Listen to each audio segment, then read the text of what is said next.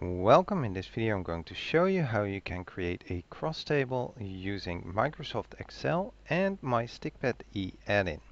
My add-in is available via my GitHub account, so if you download this file there, then open Excel, go for File, Options, Add-ins and click on the Go button, then go for Browse and then you should be able to select the downloaded file and install it.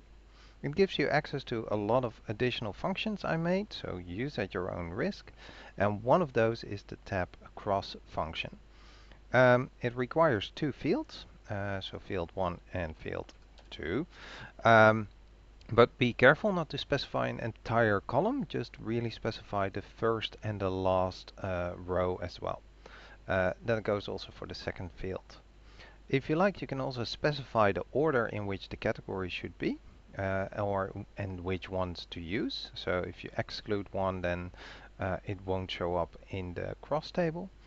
You can specify what type of percentages you want to use. If you don't want to see percentages and just counts, then just leave it blank. You can say all, then it will use the grand total as the 100%. Or you can use row percentages or column percentages. If you want to see the totals as well, you can use include, otherwise the default is exclude.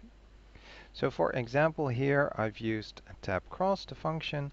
I specified the first range and the second. The first will be the rows, and then just hit enter and it gave me nicely this whole cross table.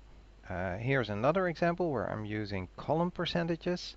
So then used column. You might notice I'm using a semicolon to separate parameters. In your system you might have to use a comma depending on your Excel settings. Here's one more where I'm actually also including the totals, as you can see, and I've changed the order instead of the default, which I think is alphabetical or just the ones it finds first, from female male to male female. And then as you can see, it then actually switches them as well, and now also the totals are included. Alright, I hope this video was helpful and thank you for watching.